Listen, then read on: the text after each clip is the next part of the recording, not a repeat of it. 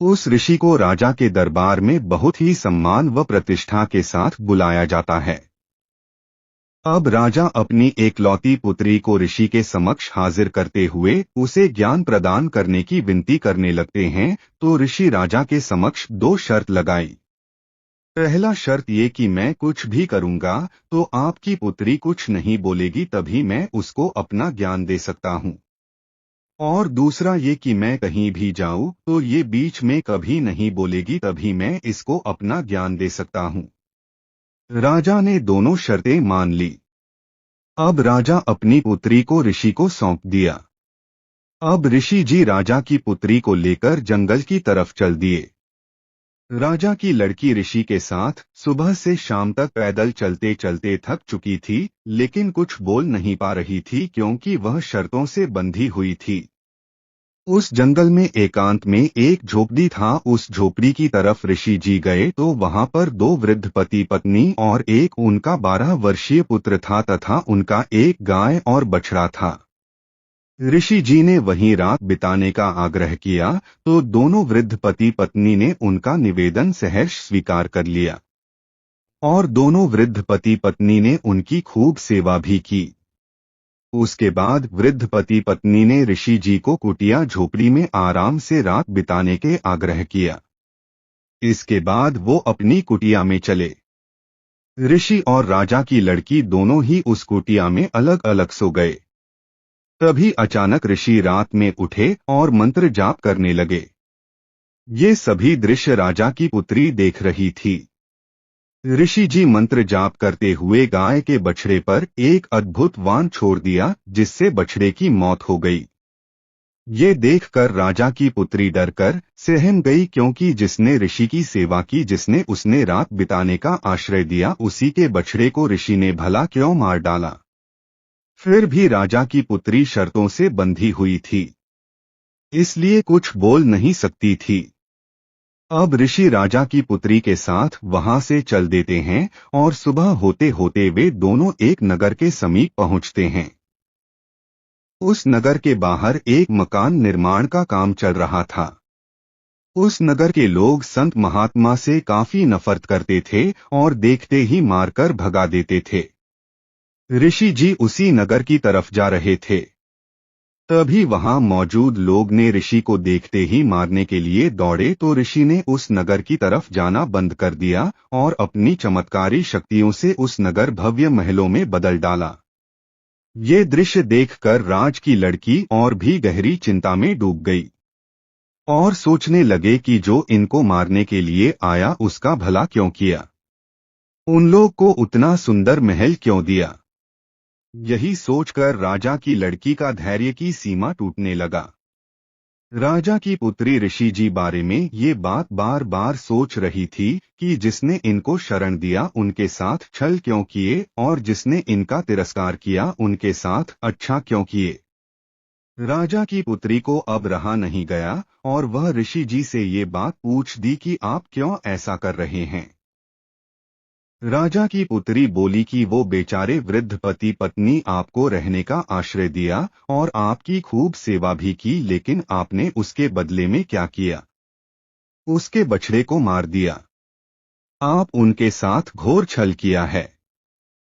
और यहाँ इस नगर वालों ने जब आपको नगर में प्रवेश करने से मना कर दिया और भगा दिया और आपका तिरस्कार किया तथा आपके साथ बुरा किया, फिर भी आप इन लोग का भला ही किया और इन लोग के साधारण से घर को भव्य महल में बदल दिया। आपने ऐसा क्यों किया। ऋषि जी ने बोला कि हे पुत्री, तुमने अपना शर्त तोड़ दिया, इसलिए तुमको मैं अब ज्ञान नहीं दे सकता हूँ, क्योंकि मैं शर्त रखी थी कि यदि मैं कुछ भी करूं तो तुम्हें कुछ नहीं बोलना है। इस पर राजा की पुत्री ने बोली कि पहले मुझे ये बता दीजिए कि आप अच्छा करने वाले के साथ बुरा क्यों किया और बुरा करने वाले के साथ अच्छा क्यों किया। बस इतना बता दीजिए। मैं इतना ही जानकर अपने राज दरबार वापस चली जाऊंगी। ऋषि जी बोला ठीक है। तो सुनो, मैं उस वृद्ध पति पत्नी के गाय के बछड़े को इसलिए मारा था क्योंकि उसी समय उसके इकलौते 12 वर्षीय पुत्र पर मौत आई थी और मैं उस मौत को बछड़े पर टाल दिया। मैं ऐसा इसलिए किया क्योंकि उस बूढ़ा बूढ़ी की सहारा करने वाला मात्र उसका इकलौता पुत्र ही था। गाय का बछड़ा पुनः आ सकता है, लेकिन उस वृद्ध पति पत्नी का पुत्र पुनः नहीं आ सकता है। इसीलिए मैंने ऐसा किया। और दूसरी बात यह है कि मैं इस नगरवासियों के नगर को इसलिए भव्य महलों में बदल दिया क्योंकि इस नगर के नीचे जमीन सोने और हीरे का खजाना पड़ा हुआ है। मैं उसी खजाने के बारे में बताने जा रहा था, लेकिन उन लोग ने मेरी एक नहीं सुनी और मेरा तिरस्कार किया। इसलिए मैं उन लोगों के नगर को सुंदर महलों से भर दिया क्योंकि अब वो लोग न तो अपने सुंदर महल को तोड़ेंगे और न तो जमीन खोदेंगे, और जब जमीन ही नहीं खोदेंगे तो उन्हें खजाना कैसे मिलेगा। ऋषि जी ने राजा की पुत्री को समझाते हुए कहा कि अब मुझे आशा है कि तुम मेरी बात को समझ गई होंगी। ऋषि जी ने कहा, जो होता है अच्छे के लिए होता है, बस सच्चे मन से जितना हो सके साधुजनों की अपने समर्थ के अनुसार सेवा कर देनी चाहिए। पता न कौन किस रूप में आपको क्या देने आ जाएं। ये केवल ऊपर वाले ही जानते हैं। एक बात ध्यान रखना पुत्री, तुम कितना भी ऊंची जगह पर पहुंच जाओ, कभी भी किसी का तिरस्कार मत करना। नहीं तो पता न इसी नगरवासियों जैसा हाल न हो जाए किसी का। यही मेरा प्रथम ज्ञान है, इसको ग्रहण कर लो पुत्री। आज इतना ही, अब अगले सेशन में एक नई कहानी के साथ पुनः मिलता हूँ। तब तक के लिए शुक्रिया।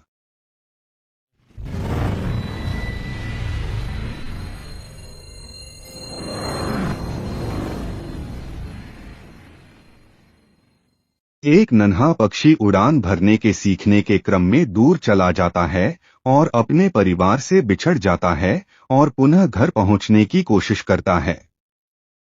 वह उड़ान भरने की काफी कोशिश कर रहा था पर बार बार कुछ ऊपर उठकर गिर जाता। कुछ दूर से एक अनजान पक्षी अपने मित्र के साथ ये सब दृश्य बड़े गौर से देख रहा था। कुछ देर देखने के बाद वो दोनों पक्षी उस नन्हे बच्चे के करीब आ पहुंचे। नन्हा बच्चा उन्हें देखकर घबरा गया, फिर उसने सोचा शायद ये उसकी मदद करें और उसे घर तक पहुंचा दें।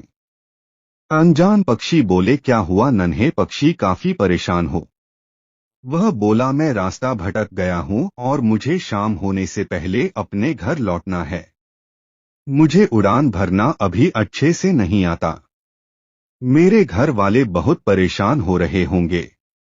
आप मुझे उड़ान भरना सिखा सकते हैं? मैं काफी देर से कोशिश कर रहा हूं पर कामयाबी नहीं मिल पा रही है। अनजान पक्षी थोड़ी देर सोचने के बाद, जब उड़ान भरना सीखा नहीं तो इतना दूर निकलने की क्या जरूरत थी। वह अपने मित्र के साथ मिलकर नन्हे पक्षी का मजाक उड़ाने लगे। उन लोगों की बातों से नन्हा पक्षी बहुत क्रोधित हो रहा था। अनजान पक्षी हंसते हुए बोला, देखो हम तो उड़ान भरना जानते हैं और अपनी मर्जी से कहीं भी जा सकते हैं। इतना कहकर अनजान पक्षी ने उस नन्हे पक्षी के सामने पहली उड़ान भरी। वह फिर थोड़ी देर बाद लौटकर आया और दो चार कड़वी बातें बोल पुनः उड़ गया। ऐसा उसने 5-6 बार किया और जब इस बार वो उड़ान भर के वापस आया तो नन्हा पक्षी वहां नहीं था। अनजान पक्षी अपने मित्र से बोला, नन्हे पक्षी ने उड़ान भर ली ना। उस समय अनजान पक्षी के चेहरे पर खुशी झलक रही थी। मित्र पक्षी बोला, हाँ नन्हे पक्षी ने तो उड़ान भर ली, लेकिन तुम इतना खुश क्यों हो रहे हो मित्र? तुमने तो उसका कितना मजाक बनाया।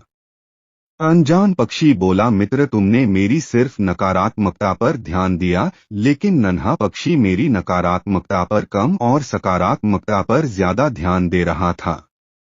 इसका मतलब यह है कि उसने मेरे मजाक को अनदेखा करते हुए मेरी उड़ान भरने वाली चाल पर ज्यादा ध्यान दिया और वह उड़ान भरने में सफल हुआ। मित्र पक्षी बोला, जब तुम्हें उसे उड़ान भरना सिखाना ही था तो उसका मजाक बनाकर क्यों सिखाया। अनजान पक्षी बोला, मित्र, नन्हा पक्षी अपने जीवन की पहली बड़ी उड़ान भर रहा था और मैं उसके लिए अजनबी था। अगर मैं उसको सीधे तरीके से उड़ना सिखाता तो वह पूरी जिंदगी मेरे उपकार के नीचे दबा रहता और आगे भी शायद ज्यादा कोशिश खुद से नहीं करता। मैंने उस पक्षी के अंदर छिपी लगन देखी थी। जब मैंने उसको कोशिश करते हुए देखा था तभी समझ गया था इसे बस थोड़ी सी दिशा देने की जरूरत है, और जो मैंने अनजाने में उसे दी और वो अपने मंजिल को पाने में कामयाब हुआ। अब वो पूरी जिंदगी खुद से कोशिश करेगा और दूसरों से कम मदद मांगेगा। इसी के साथ उसके अंदर आत्मविश्वास भी ज्यादा बढ़ेगा। मित्र पक्षी ने अनजान पक्षी की तारीफ करते हुए कहा, तुम बहुत महान हो, जिस तरह से तुमने उस नन्हे पक्षी की मदद की वही सच्ची मदद है।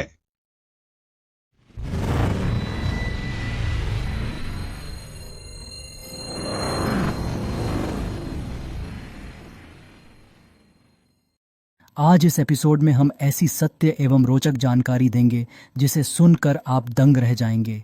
हाँ दोस्तों, भारत में ही कुछ ऐसे क्षेत्र हैं जहाँ पर जब पुरुष और महिला का विवाह होता है तो वहाँ पर पुरुष ही महिला के घर जाकर बसता है और पुरुष ही महिला की तरह घर का काम करता है और महिला गृहस्थी संभालती है। असम के गारो और खासी जनजातियाँ में ऐसी ही शादी होती है। इसमें पुरुष दुल्हन बनकर लड़की के घर जाता है। इसके अलावा मेघालय की गारो जनजातियों में भी लड़का ही दुल्हन बनकर ससुराल जाता है। इसके अलावा केरल राज्य में नायर समुदाय की जनजातियों में भी ऐसा ही विवाह होता है जिसमें लड़का दुल्हन बनकर ससुराल जाता है और वहाँ पर स्त्रियों वाला काम करता है। इसके अलावा लक्षद्वीप के मातृवंशीय मुस्लिम जो केरल के अप्रवासी हिंदुओं के वंशज हैं, उन लोगों में ऐसी ही शादी होती है जिसमें लड़का को लड़की के घर पर जाना पड़ता है। इस परंपरा में लड़की हमेशा अपने मूल घर में ही रहती है और लड़की को ही उत्तराधिकारी में संपत्ति मिलती है। स्त्री ही घर का मालिक होती है तथा स्त्री के नाम से ही समाज में सबको जाना जाता है। इस परंपरा में संपत्ति उनकी बेटियों को उनकी माताओं से विरासत में मिलता है। आज इतना ही दोस्तों, बॉय, शुक्रिया।